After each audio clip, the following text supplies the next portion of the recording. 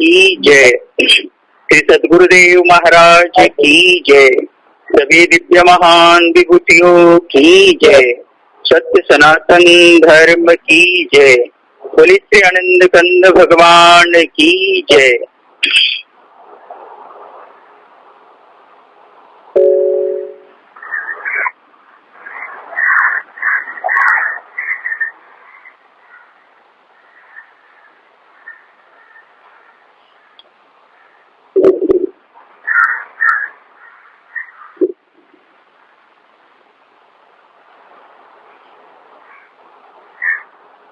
सत्संग की वाणी को श्रवण करने वाले सभी भगवत्पात्माओं,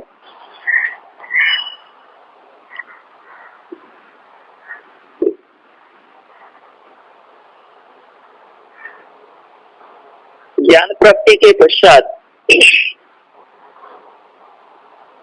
जीवन में साधना करना भी बहुत आवश्यक है। ध्यान करना बहुत आवश्यक है।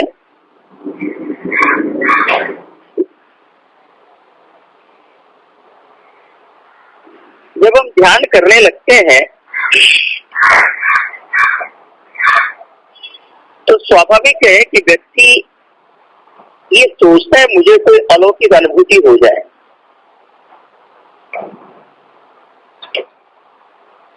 उसकी अपेक्षा रखता है। लेकिन ध्यान कोई अलौकिक अनुभूति को प्राप्त करने के लिए नहीं किया जाता है। ध्यान का मतलब है जैसे हम बाजार से साबुन या सर्फ लाते हैं, उसका एकमात्र मोटिव यही है, उद्देश्य यही है कि हमारे जो वस्त्र है उसमें जो मलिनता आई है, मैल आई है, उस मैल को साफ करना। अगर मैल साफ हो जाती है तो उसके अंदर जो चमक है वो स्वतः ही प्रकट हो जाती है। चमक को लाना नहीं पड़ता, चमक तो पहले से ही है। जैसे नया कपड़ा लाते हैं तो चमक तो पहले से ही है, परंतु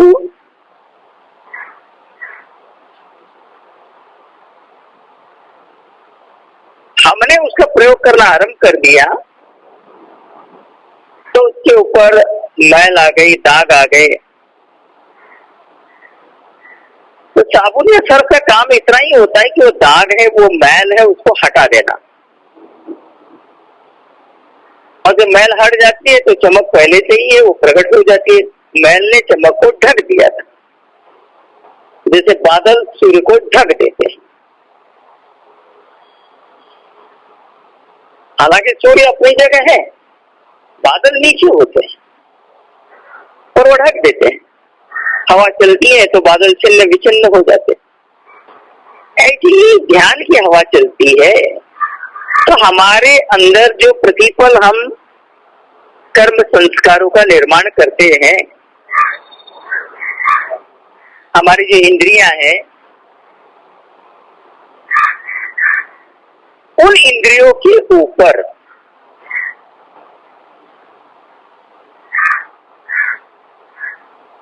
विषय स्पर्श करते हैं। आंखें हैं, कान है, नासिका, जिह्वा, त्वचा, इसके ऊपर जो विषय है वो स्पर्श करते हैं प्रतिपल। तो एक बहुत तीव्र गति से हमारे अंदर एक सेंसेशन आता है, संवेदना उत्पन्न होती है। हमारे मन को अच्छा लगा तो हम कहते बहुत अच्छा है। अगर मन को अप्रिय लगा तो हम कहते नहीं नहीं अच्छा नहीं है। जैसे आंखों का देखने का विषय है और जैसे हमने किसी चीज को देखा, कोई व्यक्ति है, वस्तु है, जगह है, मौसम है या परिस्थिति है, तो देखते ही क्या होता है, अंदर संवेदना आती है, मन को अच्छा लगा, हम कहते हाँ ये बहुत अच्छा है। कोई मकान देख रहे हैं, बड़ी सुंदर डिजाइन है उसकी, हम देखते हैं बहुत अच्छा लगता है, हम कहते हैं हाँ बहुत अच्छा है। और कोई ऐसा मकान या कोई ऐसा चित्र होता है, हम कहते नहीं नहीं ये अच्छा नहीं है। ऐसे कान से सुनने वाला शब्द होता है, किसी ने हमारी प्रशंसा की या मन के अनुकूल बात कही तो बहुत ही अच्छा लगता है। और किसी ने हमारे मन की विपरीत बात कही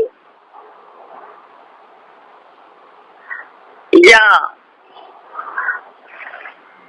कोई अपशब्द का प्रयोग किया, गाली का प्रयोग किया, शब्द तो वो भी है लेकिन अच्छा नहीं लगता है, तुरंत हम प्रतिक्रिया देते हैं। संवेदना आती है, मन को अप्रिय लगती है और हम तुरंत प्रतिक्रिया देते हैं, भाई गाली क्यों देते हो, तुम्हारा हमने क्या बिगाड़ा है, द्वेष करते हैं। और मन के अनुकूल बात कही तो भले मुंह से नहीं कहा लेकिन अंदर से प्रतिक्रिया देते, बहुत अच्छा, ऐसा होना चाहिए। तो हमारे एक दरबार में महात्मा जी थे, महात्मा श्री रामानंद जी, हम उनके साथ रहे। तो बहुत पहले उनके साथ और एक महात्मा जी रहते थे, वो दरबार में नहीं है, महात्मा गुरु चरणानंद जी, तो बहुत पहले थे। वो भी राजस्थान के थे, महात्मा जी भी राजस्थान के ब्राह्मण थे। अब आर्मी में रहे थे, जॉब की थी, बहुत अच्छी ऑफिसर रहे थे। अब वो दूसरे जो महात्मा थे बड़े विद्वान थे, सत्संग जब सुनाते थे पहले तो महात्मा जी तुरंत उनको इशारा करते थे उंगली से, बगल में ही बैठे रहते, मतलब बंद करो। तो वो बड़े चतुर थे, वो शब्द चेंज कर रहे थे और फिर महिमा गाते थे कि आप लोग नहीं जानते हो हमारे महात्मा जी आर्मी में रहे, बड़े ऑफिसर रहे, राजस्थान के गौड़ ब्राह्मण हैं और बहुत ही संयम से रहते हैं, इन्होंने आर्मी को बड़ी बहादुरी की भी है। अब कोई इशारा नहीं होता है क्योंकि मन के अनुकूल बात हो रही, और जैसे फिर विषय चेंज कर दिया, फिर अपनी धारा में आ गए तो फिर इशारा करने लगते थे। मतलब यही होता है, उदाहरण ये कि हमारे जीवन के अंदर में हम यही करते हैं, मन के अनुकूल जो होता है बड़ा अच्छा लगता है सुनने में, मन के विपरीत होता है तो अच्छा नहीं लगता है, हम द्वेष करते हैं। ऐसे नासिका का विषय, खुशबू आई तुम कहते बहुत अच्छा, बदबू आई तो कहते ये बड़ी बदबू है, द्वेष कर। और नहीं भी कहा, सड़क पर चलते बदबू आ गई तो हम रुमाल निकालते हैं, नाक पर लगाते हैं, मतलब द्वेष करते हैं। ऐसे खाने का पदार्थ आया जिभ्या पर, अच्छा लगा तो हम कहते बहुत ही अच्छा है, अच्छा नहीं लगा हम कहते नहीं अच्छा नहीं है। त्वचा का विषय,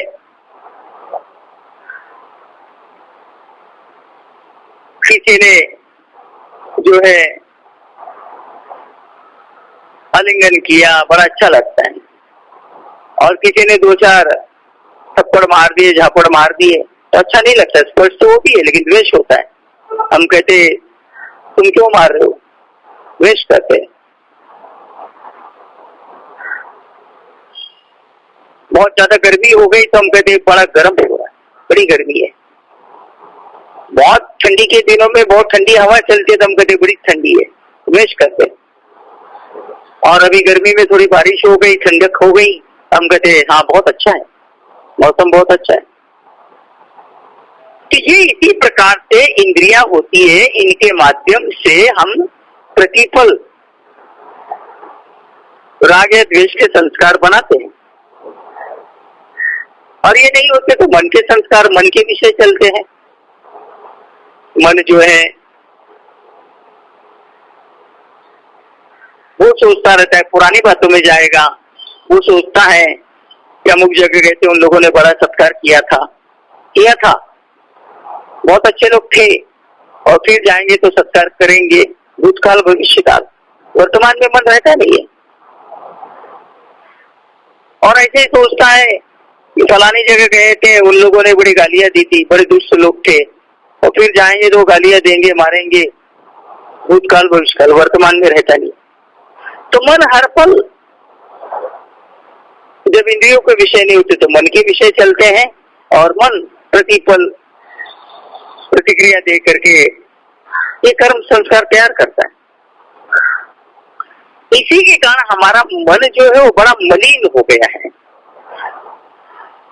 और जब मन मलिन हो गया अब ये साधना में लगता नहीं है, साधना करने की इच्छा करता नहीं है, साधना में लगता भी नहीं है।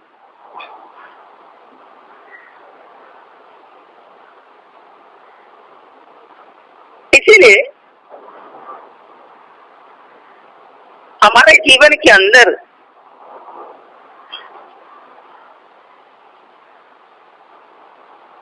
ये ध्यान साधना की जाती है, वो इसीलिए कि ताकि जो मैल हमने जमा किए और प्रतिपल जमा करते जा रहे हैं, जैसे हम प्रतिक्रिया देते वो संस्कार बनता है और हमारे मन के ऊपर ही वो जमा हो जाता है।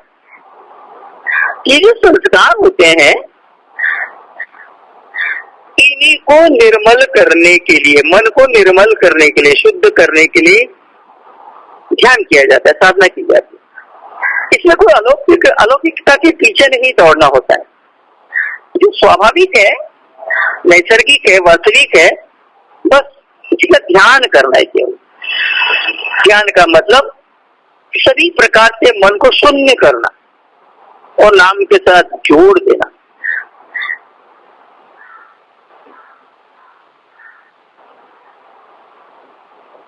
इसके लिए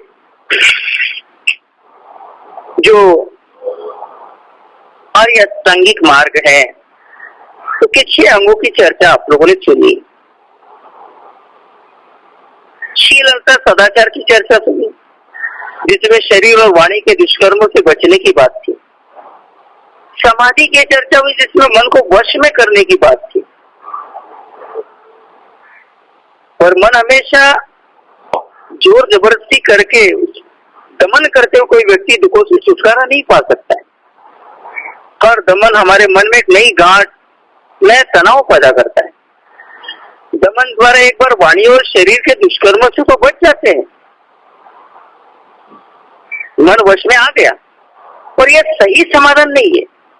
प्रारंभ तो अवश्य इससे होता है, पर थोड़ा सा और हमें आगे बढ़ना होता है उस क्षेत्र में जिसको प्रज्ञा का क्षेत्र कहते हैं। प्रज्ञा के क्षेत्र से जब हम गुजर जाते हैं तो फिर मन को दबाने की जरूरत नहीं होती है। अब ये प्रज्ञा का क्षेत्र क्या है? ये तो अनुभूति का क्षेत्र है अंदर का, और थोड़ा आज इसको बौद्धिक स्तर पर समझेंगे।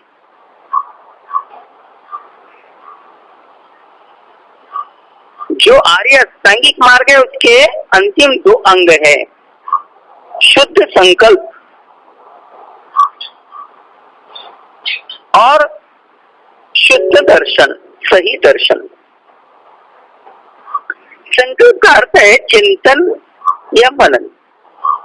हमारे मन में जो विचार चलते हैं, संकल्प विकल्प चलते हैं, वो सही होने चाहिए, शुद्ध होने चाहिए। जब ज्ञान को प्राप्त करके हम ध्यान साधना आरंभ करते हैं तो विचार उस समय भी चलते थे, लेकिन बड़े दूषित होते थे। ये आपने अनुभव किया होगा, जब हम ध्यान करना आरंभ करते हैं तो हमारे जो विचार है वो बहुत अधिक राग रंजित, द्वेष दूषित और मोह से विमुड़ित रहते हैं। और जैसे जैसे हम ध्यान करते जाते हैं, समाधि का अभ्यास करते जाते हैं, तो अनुभव ये किया होगा आपने कि दूषित विचारों से थोड़ा थोड़ा छुटकारा होने लगा है, दूषित विचार कम होने लगते हैं। मन के अंदर जो विचार है वो आते हैं विचार, लेकिन वो थोड़ा शुद्ध होते हैं, वो थोड़ा अच्छे होते हैं। ये सही संकल्प होना चाहिए, शुद्ध संकल्प होना चाहिए। प्रज्ञा का जो दूसरा अंग है वो है शुद्ध दर्शन या शुद्ध दृष्टि। ये जमाने में दर्शन शब्द एक भ्रामक हो गया है। पुराने समय में इस शब्द का दुरुपयोग होने लगा था। ज्ञान के क्षेत्र में, अध्यात्म के क्षेत्र में जिस सही अर्थ का प्रयोग होना चाहिए वो तो लुप्त हो गया और दर्शन का आज अर्थ हो गया कि कोई एक मान्यता है, परंपरा है। हर संप्रदाय की अपनी अपनी भिन्न दार्शनिक मान्यताएं होती है। हर संप्रदाय अपने इन दार्शनिक मान्यताओं को ही महत्व देता है और मानता है कि यही अर्थात सही दर्शन है, वास्तविक दर्शन है। बस यही पर विवाद खड़े हो गए। दर्शन का वास्तविक जो अर्थ है, सही अर्थ है, वो लुप्त हो गया।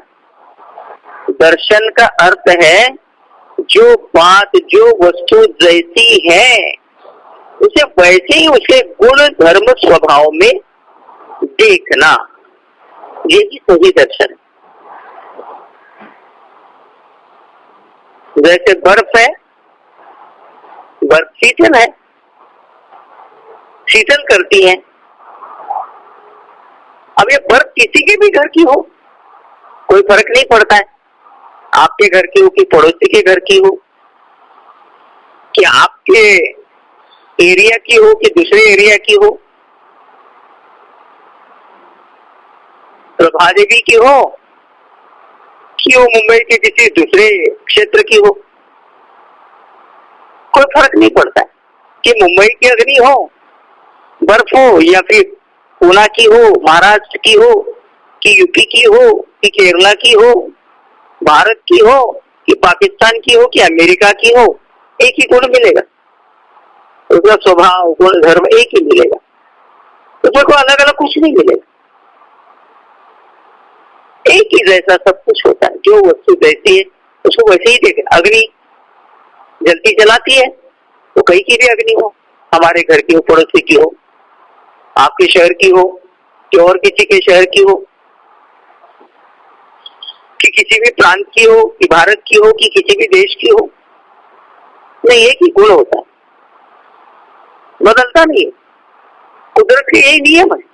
जो चीजें उसने बनाई है सबके गुण, धर्म, स्वभाव एक जैसे ही है। जो जो जो चीजें बनाई, शेर है, शेर का मतलब ही बड़ा खुखार होता है। हर चीज के अपने अपने गुण, धर्म, स्वभाव है। दर्शन का मतलब ही है जो वस्तु जैसी है उसको वैसे उसके गुण, धर्म, स्वभाव में देखे। प्रज्ञा के 3 सोपान होते हैं। एक होता है श्रुतमयी प्रज्ञा, दूसरी होती है चिंतनमयी प्रज्ञा, तीसरी होती है भावनामयी प्रज्ञा। श्रुतमयी प्रज्ञा का अर्थ है जो हम सुनते हैं, जो हमने सुन लिया अथवा शास्त्रों में पढ़ लिया। अब ये तो बड़ा उपयोगी है, इसका अपना लाभ होता है, इससे प्रेरणा मिलती है, मार्गदर्शन मिलता है। लेकिन किसी बात को केवल सुन लेना ही काफी नहीं होता है। इस ज्ञान से मार्गदर्शन ले करके कदम आगे रखना होता है, अर्थात आगे बढ़ना होता है, तभी लाभ होता है। अन्यथा केवल सुना या पढ़ा हुआ ज्ञान अंधश्रद्धा का रूप लेता है,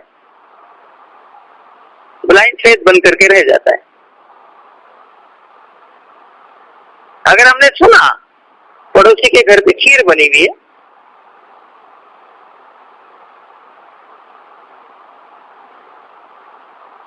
तो हमने केवल सुन लिया और सुनने मात्र से हमें उसका स्वाद नहीं आएगा, मुंह में मिठास नहीं आएगी,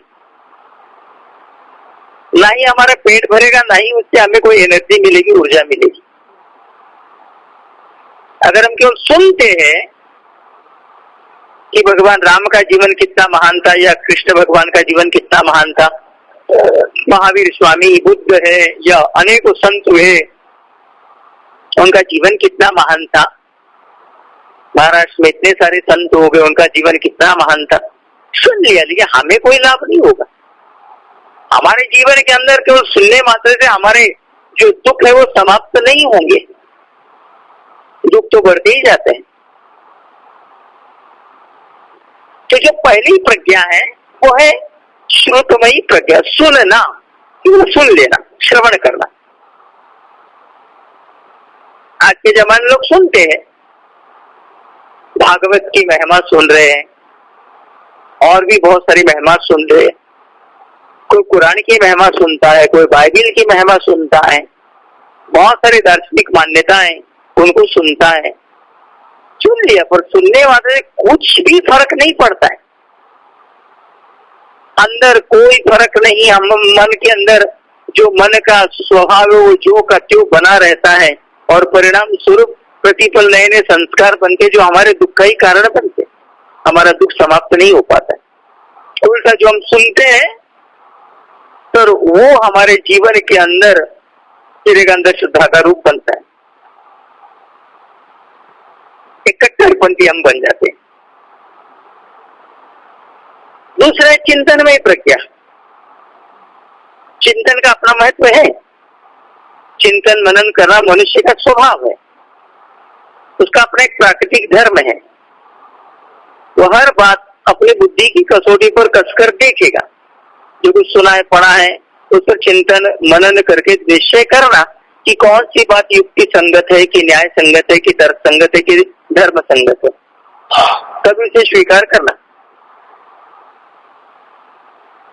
लेकिन इससे भी अगला कदम है, अगर वो नहीं उठा तो ये स्थिति और भी खतरनाक हो जाती है। सिर पर एक दंभ सवार हो जाता है कि मुझे ज्ञान प्राप्त हो गया, मैंने सारे शास्त्र पढ़ लिए, उन शास्त्रों को तर्क वितर्क से मैंने समझ लिया, मैं बड़ा प्रज्ञावान हो गया। यह भी बड़ी भ्रांति में स्थिति है। जब तक अपनी अनुभूति के स्तर पर अपने ज्ञान की वृद्धि नहीं होगी, सही मायने में लाभ नहीं होता है।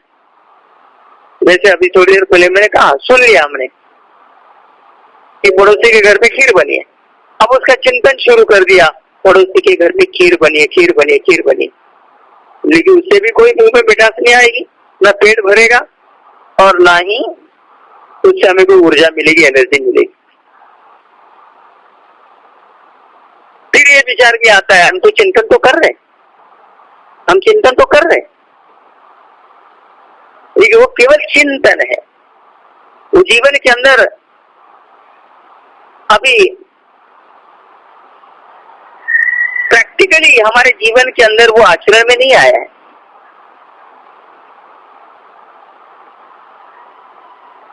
तो श्रुतमयी और चिंतनमयी प्रज्ञा, हमने सुन लिया कि संतों का जीवन कितना महान था। संत तुकाराम जी हुए, कि संत ज्ञानेश्वर महाराज हुए, चारों भाई बहन हुए, कि और भी बहुत सारे संत हुए, कि भगवान राम, भगवान कृष्ण, महावीर स्वामी, भगवान बुद्ध हुए, कि और भी बहुत सारे संत हुए, महापुरुष हुए। हमने चिंतन कर लिया, लेकिन चिंतन करने से भी हमारे अंदर कोई फर्क नहीं पड़ेगा।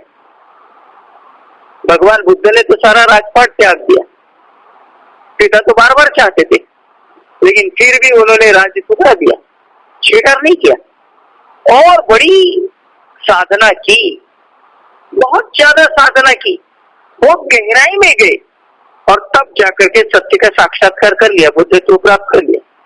अब हम केवल चिंतन करेंगे बुद्ध बुद्ध बुद्ध बुद्ध करके, तो हम थोड़ा सत्य का साक्षात्कार कर पाए। बुद्ध ने खुद भी कहा है, केवल मेरा चिंतन करोगे तो उससे कुछ भी नहीं मिलेगा। तो मतलब कहने का केवल चिंतन कर लिया तो उससे भी कुछ नहीं मिला। तो जो उसके आगे वाली स्थिति है उसको प्राप्त करना होता है, एक कदम और आगे जाना होता है। तो तीसरी प्रज्ञा होती है भावनामयी प्रज्ञा।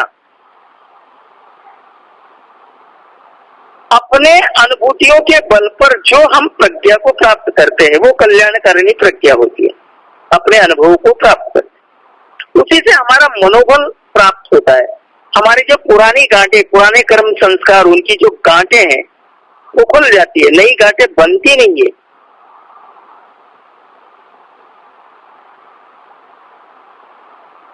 तो ये यहाँ पर ध्यान रखना होता है। बुद्ध ने बहुत ध्यान किया, बहुत अपने आप को मिटाया और हम केवल बुद्ध बुद्ध करेंगे या बुद्ध की छवि लगाएंगे तो उससे कुछ नहीं होने वाला है, कुछ भी नहीं होने वाला है। कितने सारे लोग बुद्ध की छवि लगा रहे घर में, या अनेकों महापुरुषों की जिसको मानते हैं उनकी छवि लगाते, लेकिन लगाने से क्या होगा? लगाने से उन्होंने जो जीवन के अंदर समर्पण किया, त्याग किया, वो हमारे जीवन के अंदर थोड़ा ना आता है, नहीं आता है। तो फिर हम सत्य के साक्षात्कार से वैसे ही वंचित रहते, और सत्य का साक्षात्कार ही नहीं किया, हमारी पुराने गांठें ही नहीं खुली, तो मन तो शुद्ध होगा ही नहीं, मन शुद्ध होगा ही नहीं, तो सत्य का साक्षात्कार होगा ही नहीं, और सत्य का साक्षात्कार होगा ही नहीं तो जब सूर्य सामने आएगा ही नहीं, तो अंधकार जो है वो आप चाहे कितने मंत्र पढ़ लो वो जाएगा नहीं।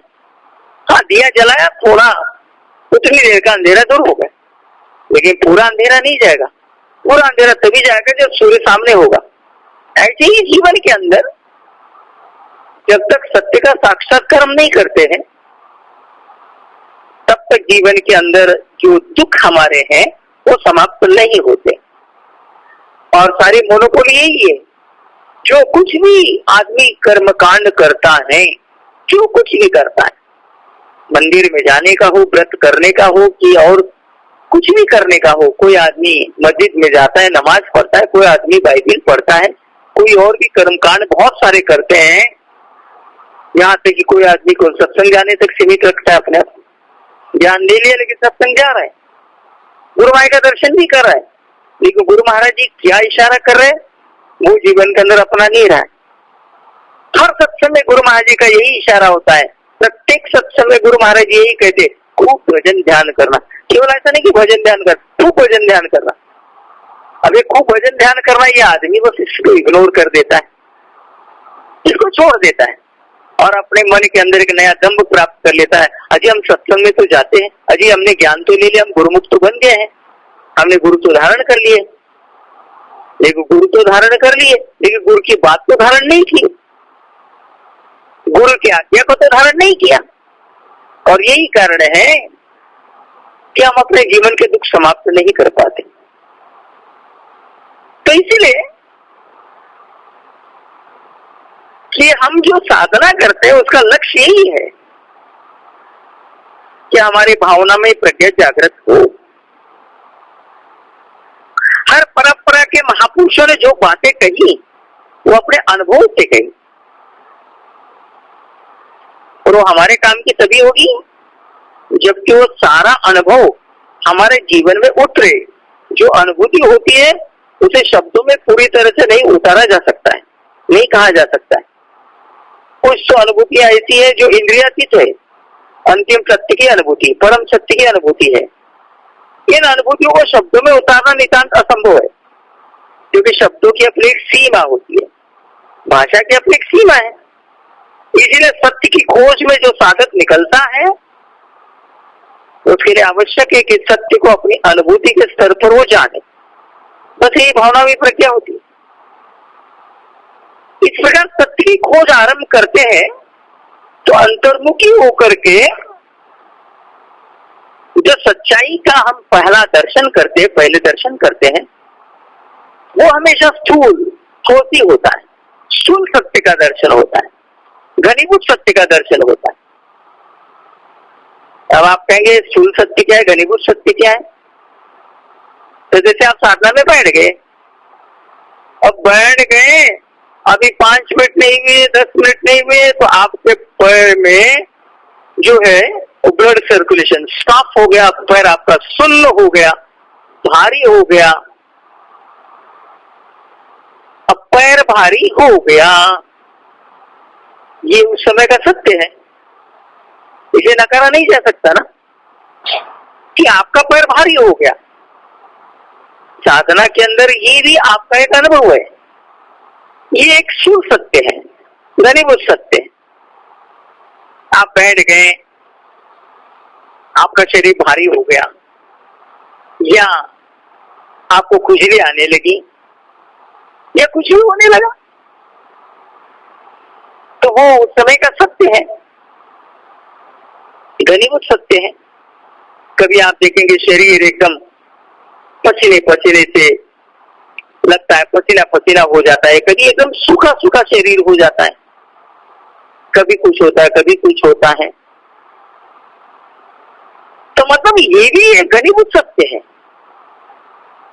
जब साधना आरंभ करते हैं तो शुरू शुरू में सारे अनुभव होते हैं, और हमने अपने मन के अंदर एक कल्पना की भी है ना कि हमने भगवान का दर्शन करना है, और भगवान कैसा होगा, जैसे 4 हाथ होंगे कि 8 हाथ होंगे कि 10 हाथ होंगे, कि हाथ में गदा होगी कि क्या होगा पता नहीं, और मुकुट पहना होगा। अपनी कल्पना का दर्शन आदमी करना चाहता है, अपनी कल्पना का।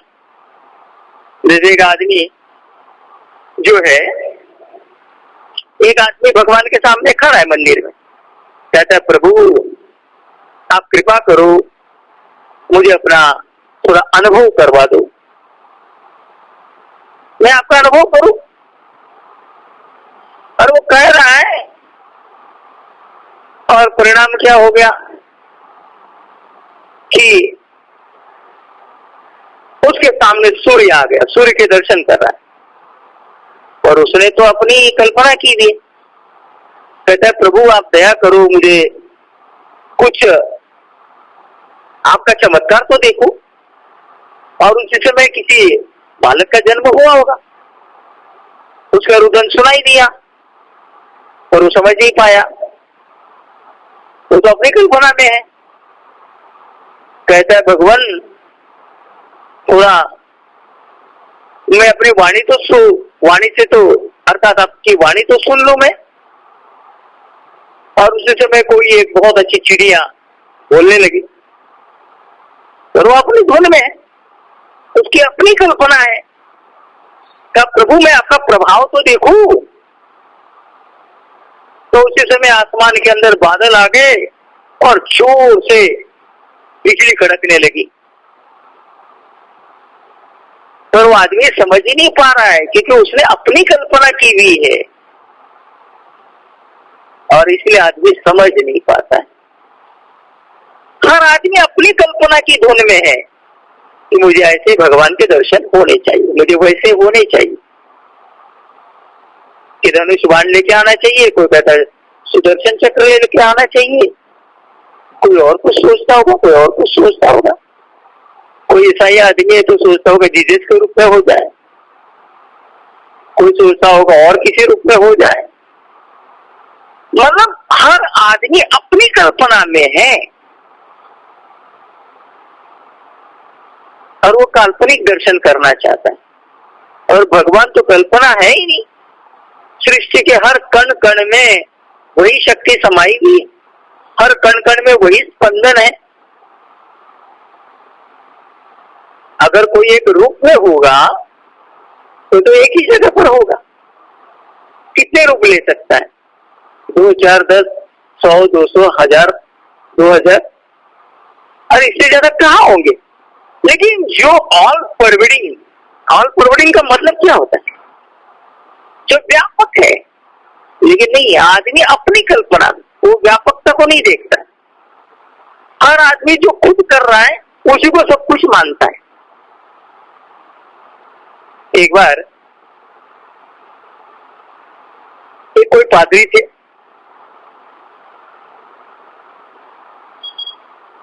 तो वो जो है स्वप्न में स्वर्ग चले जाते हैं, और आदमी सपने में स्वर्ग ही जाता है, नरक में तो कोई जाना चाहता ही नहीं, नरक में तो जाता ही नहीं। हकीकत में तो वो नरक में जाता है, लेकिन सपने में वो स्वर्ग में जाता है, वो भी चले गए। अब वो सोचते थे मैं बहुत बड़ा पादरी हूँ, मैं जब भी जाऊंगा भगवान मेरे लिए खुद आएंगे, दरवाजे पर ले जाएंगे। दरवाजे का कोई भगवान तो है ही नहीं, स्वर्ग का दरवाजा इतना विशाल है, इतना विशाल है, उसका कोई और छोर नहीं है, बहुत विशाल, जहां तक दृष्टि से आसमान छू रहा है। अब देखता है कि कोई है ही नहीं, तो दरवाजा पीटता है, खूब चिल्लाता है, दरवाजा पीटता है, लेकिन कोई है ही नहीं। बहुत ज्यादा उसने चिल्लाया, खूब पीटा, तो दरवाजा तो नहीं खोला, लेकिन दरवाजे के अंदर से कोई एक खिड़की खुल गई। किसी ने झांका तो आदमी बड़ा डर गया कि उसके हजारों हजारों आंखें, एक आंख एक एक सूर्य की भांति है। बड़ा डर गया, दरवाजे के संद में घुस गया और कहता आप अंदर ही रहो, मुझे बड़ा भय लग रहा है, और आप इतने प्रकाशवान हो तो लगता है मुझे भगवान के दर्शन हो गए। उसने कहा मैं भगवान नहीं हूं, मैं भगवान का यहाँ का नौकर हूँ, चपरासी हूँ। वो आदमी बड़ा दुखी होता है, सोचता है भगवान लेने के लिए तो भगवान का नौकर है। तो उसने पूछा तुम कहाँ से आए हो? कहता है जी मैं पृथ्वी लोक से आया हूँ। तो पृथ्वी लोक, ये पृथ्वी क्या है? अब वो आदमी सोचता है इसको पृथ्वी का ही पता नहीं है।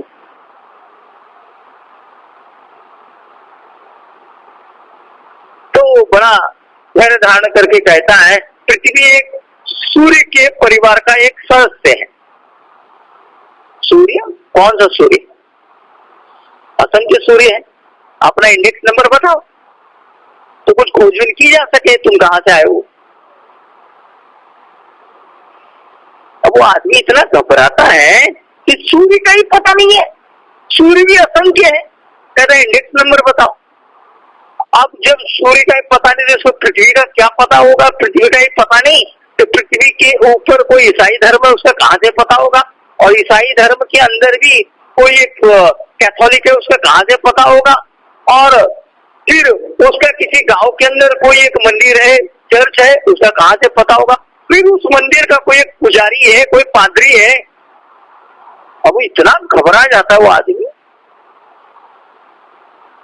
उस घबराहट में उसकी आंख खुलती है, बड़ा भयभीत होता है। तो बात भी यही है, हम सोचते हैं कि हमारा मकान बहुत बड़ा मकान है, बहुत सुंदर मकान है, बहुत बड़ा मकान है, पर भाई तुम्हारा मकान कोई पूरी कॉलोनी तो नहीं है ना। तुम्हारी कॉलोनी में तो अनगिनत मकान है, और फिर तुम्हारी कॉलोनी तो सब कुछ नहीं है।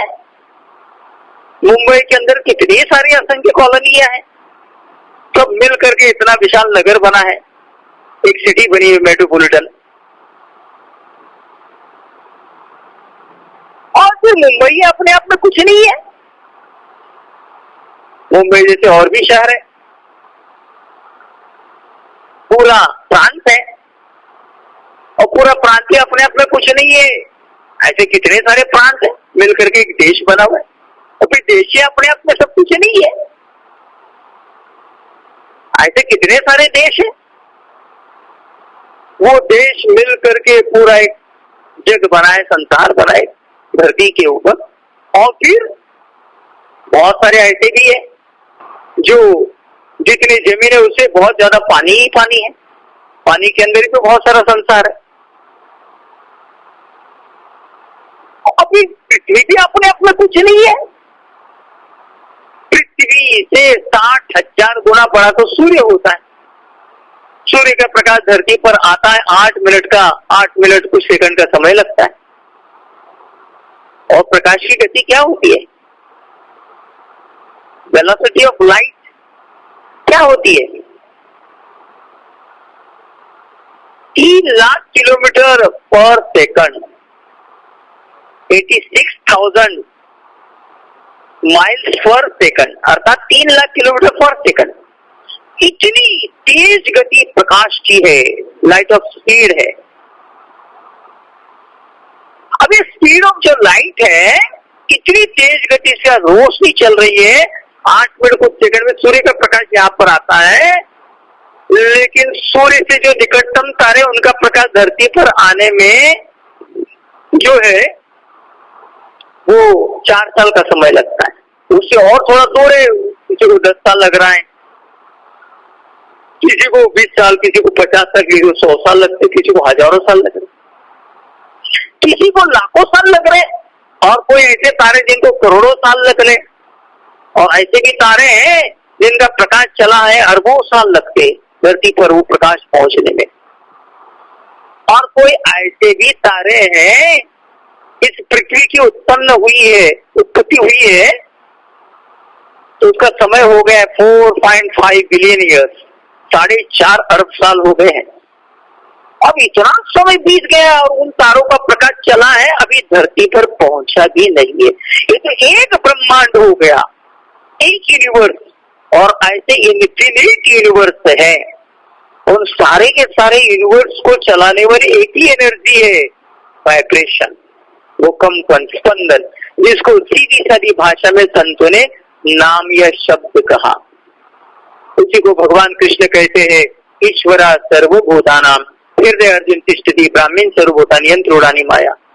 वो ईश्वर सर्वभूतानाम, भूतानाम मतलब अणु अणु के अंदर है, अणु अणु के अंदर है, इन्फिनिट अणु है, हमारे अंदर भी है, बाहर भी है, हर जगह, हवा में, पानी में, मिट्टी में है, पत्थर में है, हर जगह है, पेड़ों में, पौधों में, सजीव निर्जीव सभी में है। उस एटम को चलाने वाली वो एनर्जी है, कंपन है। संत तुकाराम महाराज जी पहले विट्ठल विट्ठल करते थे, लेकिन जब उनको जो है ज्ञान मिला, साधना की, थोड़ा बहुत गहराई में गए, उसके बाद जब बहुत ज्यादा गहराई में गए, कोई ऐसे भी उनको मिले होंगे, और तब वो कहते कि वो अनंत है। सेविले अनंत तैसे चिरहावे चित्ती असुद्यावे समाधान। फिर विट्ठल शब्द नहीं आया, कि कोई कृष्ण नहीं आया, कोई भगवान नहीं आया, कि ईश्वर नहीं आया, अनंत। तब वो अनंत कहते हैं। तब कहते हैं अवघे गरजे पंढरपुर चालला हा नामाचा गजर। अर्थात पंढरपुर का मतलब जो पंढरपुर सिटी है उसके लिए नहीं कहा गया, ये शरीर ही पंढरपुर है। हर शरीर के अंदर असंख्य अणु है, और अणुओं को चलाने वाली वो एक ही एनर्जी, वो स्पंदन है, कंपन है। अर्थात हमारे अंदर कंपन ही कंपन हो रहा है, स्पंदन ही स्पंदन हो रहा है। साइंटिस्ट लोगों ने जब सोचा कि ये सारा संसार जो स्थूल दिखाई दे रहा है, ये शक्ति का स्थूल रूप है, शक्ति क्या है, तो उन्होंने प्रयोग किया।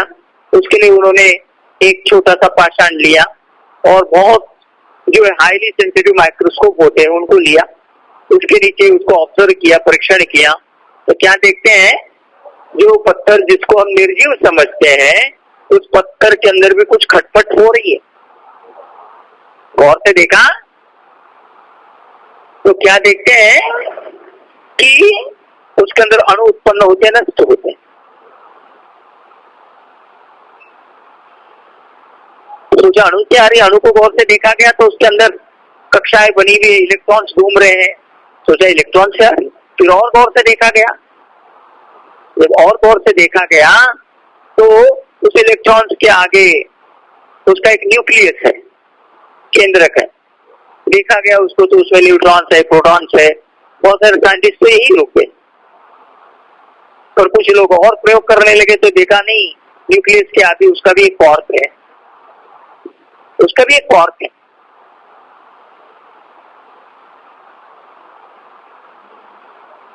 बहुत सारे साइंटिस्ट यही तक पहुंच गए, पर अल्बर्ट आइंस्टाइन खोज करता है और उसी समय उसको कुछ संत मिलते हैं, ज्ञान की प्राप्ति होती है तो ध्यान करने लगता है,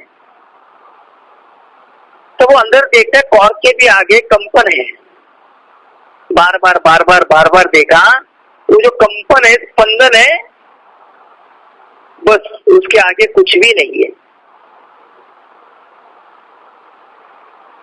तो वो जो कंपन है उसी को ईश्वर कहा गया। किसी ने उसको नाम कहा गया, किसी ने उसको शब्द कहा गया।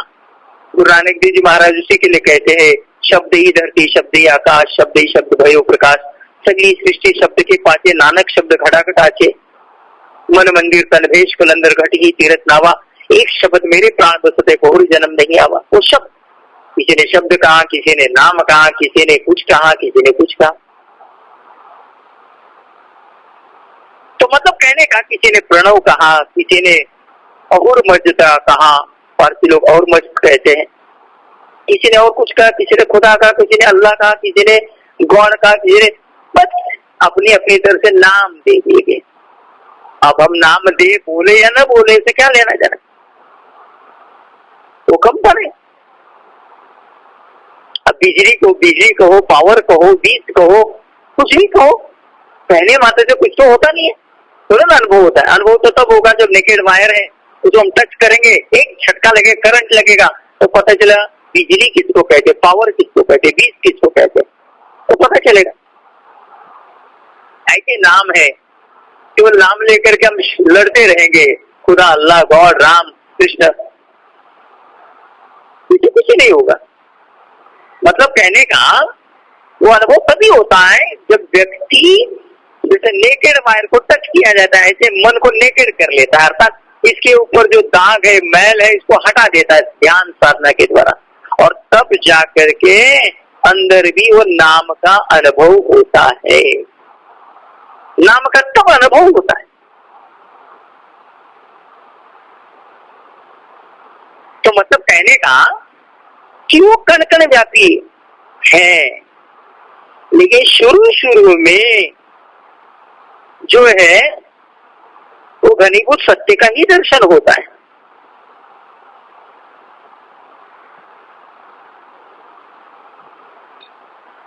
पर हम उसको देखते नहीं, हम अपने मन की कल्पना करते जाते, हर आदमी मन की कल्पना में, इसीलिए बहुत विशाल है ये सब, बहुत विशाल, हमारी कल्पना से भी परे है। इसीलिए संतों ने कहा मिथ्या अभिमान त्याग देना चाहिए, व्यर्थ अभिमान ये सब त्याग देना चाहिए, अहम भाव त्याग देना चाहिए, और बहुत हम्बल बन करके, पोलाइट बन करके, बहुत जिज्ञासु बन करके और ध्यान करना चाहिए।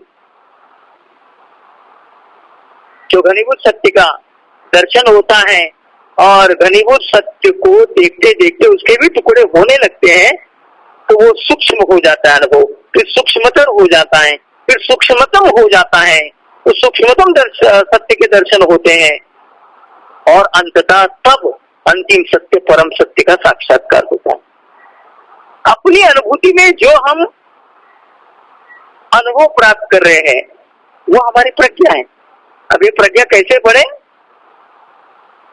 इसकी वृद्धि कैसे हो, जो सत्य जैसे प्रकट हुआ है उसे वैसे ही देखना, वैसे ही स्वीकार करना। इस पर किसी भी मान्यता का या दर्शन का अथवा राग द्वेष का या भ्रांति का कोई रंग रोगन नहीं चढ़ाना होता है। सबसे पहले स्थूल सच्चाई शरीर की है। इसलिए जब हम आसन लगाते हैं और ध्यान करते करते चित्त की सूक्ष्मताओं में उतरते हैं, चित्त जब सूक्ष्म हो जाता है, शार्प हो जाता है, क्योंकि आपकी तलवार है उसमें धारी नहीं है, वो जब तलवार इसमें धारी नहीं है वो कैसे आप युद्ध जीत सकते हैं, दुश्मन को जीत सकते हैं? नहीं। ऐसे मन जब तक सूक्ष्म नहीं होगा, स्थूल होने का मतलब क्या है? विचारों से घिरा रहना, उसको कहते हैं स्थूल। जब तक ये मन सूक्ष्म नहीं होगा तब तक हम आगे नहीं बढ़ सकते।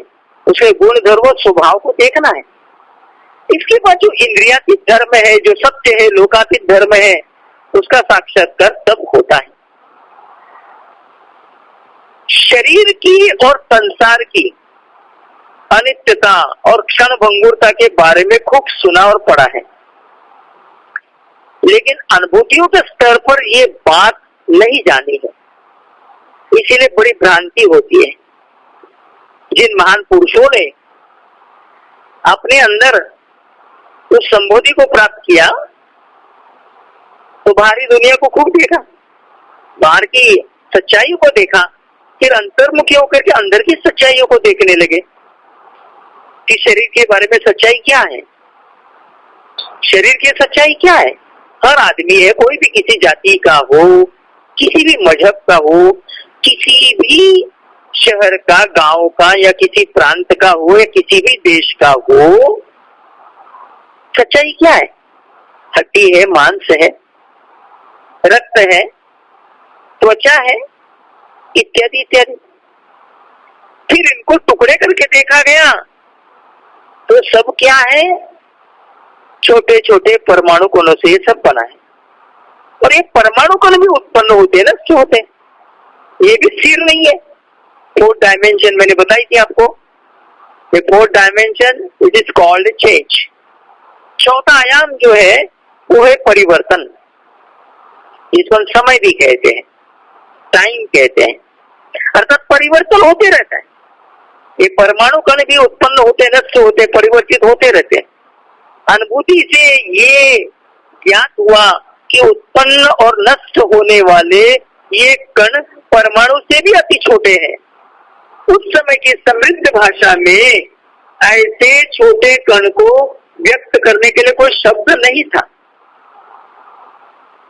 एक नया शब्द उस समय दिया गया, अष्टकलाप। अष्टकलाप उस इकाई को कहा गया जिसमें 8 चीजें जुड़ गई। अब इसके टुकड़े और नहीं हो सकते, ये इस भौतिक जगत की सबसे छोटी इकाई। अभी 8 चीजें क्या है, 4 भौतिक तत्व और अपने अपने गुणधर्म स्वभाव के साथ, पृथ्वी तत्व, जल तत्व, अग्नि तत्व और वायु तत्व, अपने अपने गुण धर्मों के साथ। फिर देखा कि ये जो इतनी छोटी सी इकाई है ये भी ठोस नहीं है, तरंगे ही तरंगे हैं, नश्वर है, उदय हो रहा है, व्यय हो रहा है, उदय हो रहा है, व्यय हो रहा है, अर्थात भंगुर है, नष्ट होने वाले। और देखा गया इतनी तीव्र गति से इन तरंगों का उदय व्यय हो रहा है, एक पलक झपकने भर में ये अष्टकलाप अनेक सहस्र कोटि अर्थात शत सहस्र लक्ष कोटि बार उत्पन्न होते और नष्ट होते। ऋग्वेद के एक ऋषि भी यही कहते, मैं एक पल के अंदर शत सहस्र लक्ष कोटि बार जीता हूं, मरता हूं।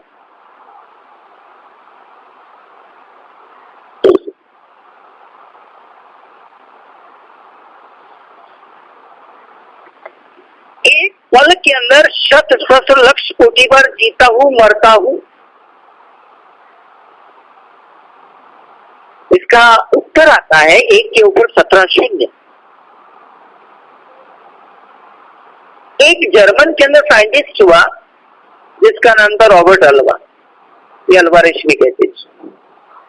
ये अणु के बारे में इसने स्टडी की, फिजिक्स का बहुत टैलेंटेड प्रोफेसर था, उसने अणु के बारे में खोज की।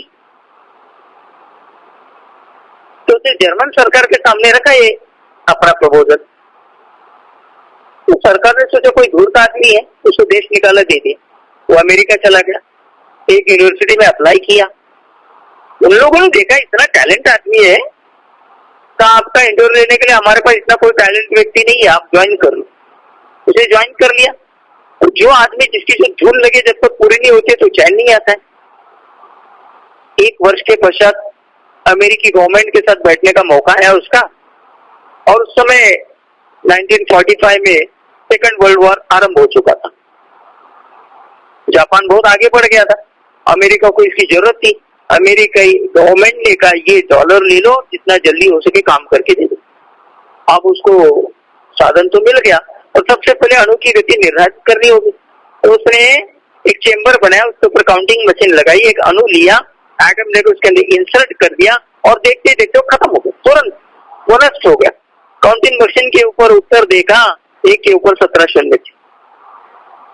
तो आप सोचेंगे, आपके अंदर ये विचार आ सकता है कि ऋषि जिन्होंने अपने अंदर अनुभव किया और तो जो साइंटिस्ट है, वैज्ञानिक है, उसने बाहर अनुभव किया मशीन के द्वारा। क्या फर्क है, मशीन के द्वारा करे या अंदर करे? बड़ा फर्क है। ऋषि मुनि जो थे वो ऋषि उन्होंने अपने अंदर अनुभव किया और परिणाम स्वरूप परम शांति को प्राप्त किया। संसार को भी उन्होंने उस शांति का ज्ञान दिया। और साइंटिस्ट ने तब अणुबम बनाया, और अणुबम बना के अमेरिकी गवर्नमेंट को दिया, डिसीजन लिया इसको जापान के ऊपर गिराना है। तो उसने अमेरिकन आर्मी के सामने अप्लाई किया कि मुझे भी उस फ्लाइट के अंदर जाने के लिए अलाउ किया जाए। उन्होंने कहा क्यों? कहा मैंने उसको बनाया, मैं उसके पोटेंशियल को देखना चाहता हूं। तो उसको अलाउ किया गया। उस विमान के अंदर वो व्यक्ति गया है, और जब बम गिरा के नागासाकी हिरोशिमा के ऊपर तो इतना रेडिएशन निकला है लाखों लाखों लोग इवेपोरेट हो गए, वो खड़े खड़े ही मर गए, जैसे वो पत्थर की मूर्तियां खड़ी हुई। बड़ा भयभीत हो गया। बाद में सत्संग में एक आदमी आया था, वो अमेरिका का, उसने जब इस बात को सुना, वो उसको जानता था, अब वो बूढ़ा हो गया था, तो वापिस जब गया तो उसने उसे पूछा, इतने साल के बाद भी उसको वो स्मृति जब सामने आई तो कांपने लगा पूरा। परिणाम क्या है? उस व्यक्ति ने मतीन के द्वारा जाना, लेकिन खुद भी अशांत हो गया और दुनिया को भी अशांत किया, तबाह कर दिया। ऋषियों ने अपने अंदर जाना, स्वयं को भी परम शांति को प्राप्त किया और संसार को भी परम शांति दी। मतलब कहने का यह रहस्य कला इतनी बार अर्थात गति होती है, इतनी बार उत्पन्न होते नष्ट होते। जब अनुभूतियों के स्तर पर यह बात स्पष्ट होती है कि ये शरीर कितना अनित्य है, कितना भंगुर है, कितना अर्थात नाशवान है, प्रतिक्षण उदय होता है और व्यय होता है, तो फिर आसक्ति अपने आप टूटने लगती है। मेरा शरीर, मेरा घर, मेरी पत्नी, मेरे बच्चे, मेरा फलाना, मेरा मेरा मेरा, ये सब दूर होने लगता है, क्योंकि मैं मेरा नहीं सब कुछ, ये जो कुछ हुआ है ये उस मैं मेरे का ही खेल है, सारा दुख इसी का स्वरूप है। तो जब इसका अनुभव करते हैं तो आसक्तियां टूटने लगती है। तो जितनी जितनी अनुभूति वाली प्रज्ञा पुष्ट होती है, सम्यक होती है, सही होती है, उतनी उतनी आसक्ति टूटती है। प्रज्ञा का यह पहला स्वरूप अनित्य बोध का स्वरूप होता है।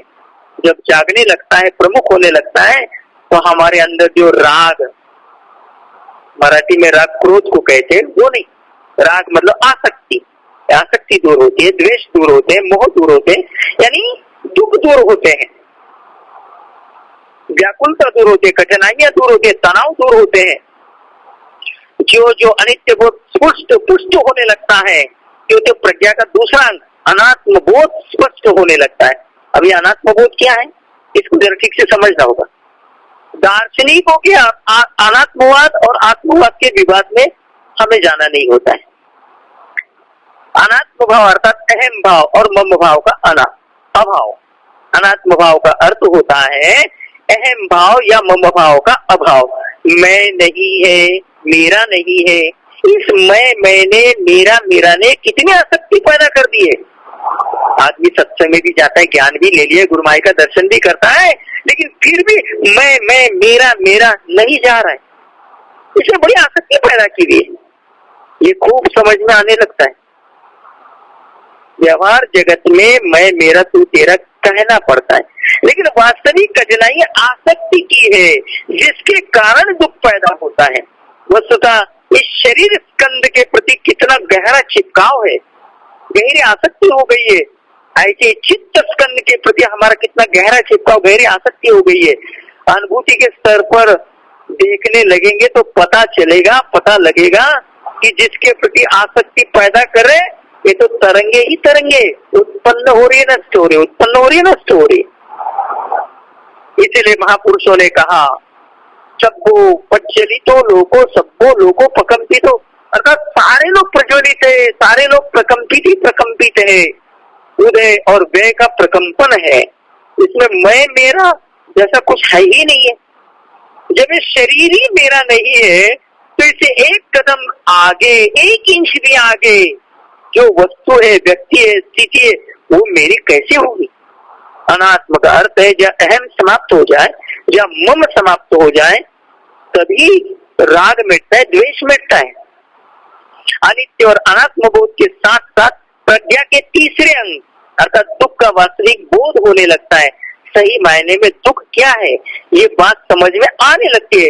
जो अनित्य प्रतिक्षण बदलता है, प्रतिक्षण नष्ट हो रहा है, जिस पर मेरा कोई अधिकार नहीं है, जो मैं नहीं, मेरा नहीं, उसके प्रति जितनी जितनी आसक्ति है, उतना दुख है। ये बात अनुभूति से अर्थात स्वयं की अनुभूति से समझ में आती है, केवल प्रवचन सुनने से नहीं या किताबें पढ़ने से नहीं। सही मायने में दुख के दर्शन तब होने लगते हैं। स्थूल दुख के दर्शन तो होंगे ही, लेकिन आगे चलकर सूक्ष्म दुख के भी दर्शन होने लगते हैं। जिस दुनियादारी की भाषा में जिसे सुख कहते हैं, अभी तो ये शरीर को होने वाली जो स्थूल पीड़ाएं हैं वो दुख है। साक्षी भाव से जब हम देखते हैं तो फिर अंदर जो अनित्य स्वभाव वाले अनुभव है उसके नष्ट होने पर जो दुख होता है उसका भी अनुभव होता है। बहुत सारी चीजें होती है अनित्य स्वभाव वाले अंदर, उसका भी दुख होता है। बाहर पता नहीं चलता लेकिन अंदर होता है, मन को होता है। जब हम अंदर की गहराई में जाते हैं तो उसका भी अनुभव होने लगता है, तो उसको भी साक्षी भाव से देखने लगते। किसी ने आपकी बात नहीं मानी, मन ही मन बड़ा दुख होता है। अब वो बाहर तो प्रकट कुछ भी नहीं है लेकिन मन ही मन बड़ा दुख होता है। या ऐसी बहुत सारी बातें होती है। तो जब हम ध्यान की गहराई में जाते हैं तो इसका अनुभव होने लगता है। तब जो है हमारा मन तब देखता है कि जो प्रतिपल उदय हो रहा है, नष्ट हो रहा है, उसका क्या उससे आसक्ति करनी है कि उसे द्वेष करना है। अनित्य और अनात्म और दुख की ये तीनों प्रज्ञाएं हमारे भीतर अपने आप जगने लगती है, इसके अनुभव होने लगते हैं। तो बाह्य जगत में भी प्रज्ञा का शासन चलता है। जो बात अशुभ है अशुभ ही लगेगी, जो असुंदर है असुंदर ही लगेगी। जैसे जैसे अंतर्मुखी होकर गहराई में प्रवेश करते हैं तभी अनुभव होता है कि ये जो संगठन या संश्लेषण की या घनीभूत हो जाने की अपनी माया है, ये बड़ा भ्रम पैदा करती है। यही माया है। जो जो हम अनुभव करने लगते हैं ये सब स्पष्ट होने लगता है। तो फिर जैसा बाहर है वैसा भीतर, इस प्रकार के ज्ञान से कभी हमें घृणा नहीं, क्योंकि ज्ञान कभी किसी से घृणा करना सिखाता ही नहीं है। तब हमारे अंदर मैत्री जागती है, करुणा भाव आता है, जीवन में तब समता आती है। तो ये बात केवल मात्र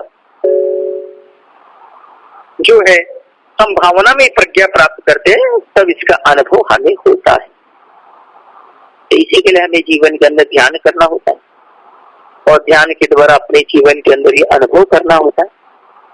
तब हमारे जीवन का कल्याण होता है, धीरे धीरे धीरे धीरे विकास होने लगता है और हमारे जीवन का अनुभव बढ़ते जाता है। तो इसीलिए जो है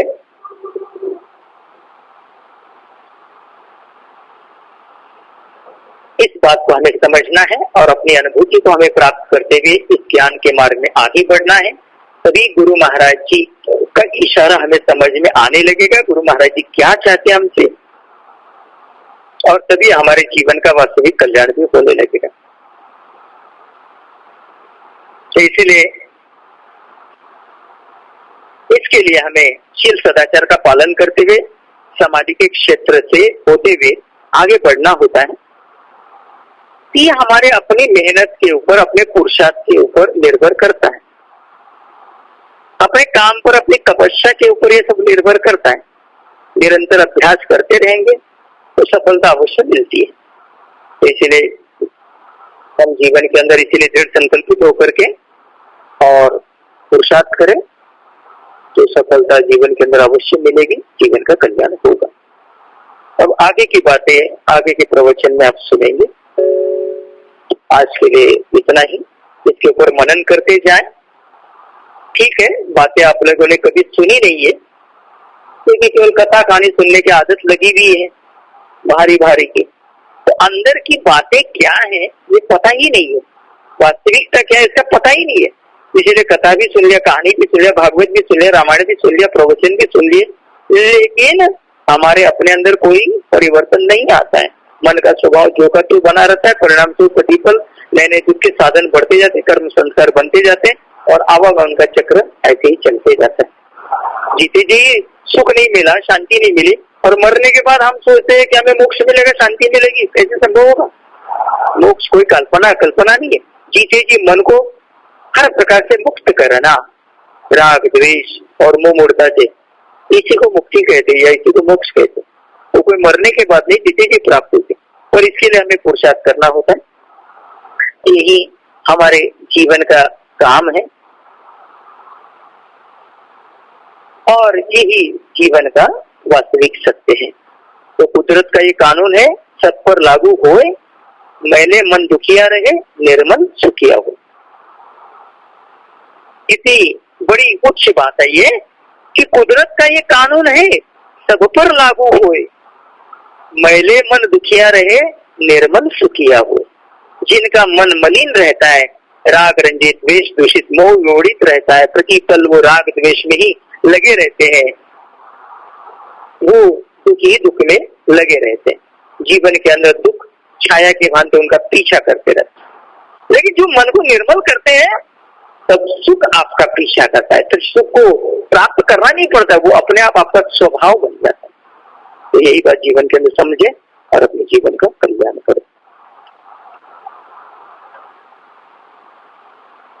तो अंतिम एक बात कहते हुए मैं अपनी वाणी को आज विराम देता हूँ। आगे की बातें आगे के सत्संग आप सुन लेंगे।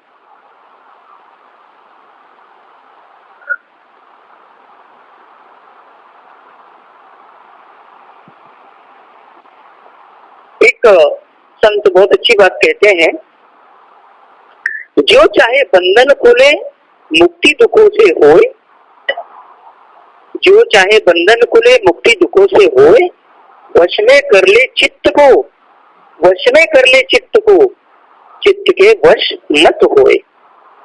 अर्थात बंधन खुलने चाहिए, दुखों से मुक्ति अगर होनी चाहिए तो चित्त को अपने वश में करना होगा, न कि हमें चित्त के वश में होना पड़ेगा। तो यही बात जीवन के अंदर समझे, इसके लिए ध्यान साधना पुरुषार्थ करें और अपने जीवन का कल्याण करें। हरिओम तत्सत। एक बार जयकारा लगाए और 2 मिनट जरा ध्यान नाम सुमिरन करें, उसके बाद प्रार्थना हो। हरिओम तत्सत। प्रेम से बोले श्री आनंद कंद भगवान की जय। सभी लोग सीधे बैठ जाएं और कमर सीधी, गर्दन सीधी, आंखें बंद, खींची मुद्रा लगाएं और नाम का शुरू करें। मन को, अपने मन को नासिका के द्वार पर जोड़ना है। श्वास अपने आप आ रहा है, जा रहा है, इसको न खींचना है न छोड़ना है, केवल मात्र नासिका के द्वार पर मन को जोड़ना है और मन के द्वारा अंदर जाना है, मन के द्वारा बाहर आना है, मन के द्वारा नाम का सुमिरन करना है। न अपनी तरफ से खींचना है न छोड़ना है, बस मन को नासिका के द्वार पर लगाना है, मन के द्वारा सुमिरन करना है।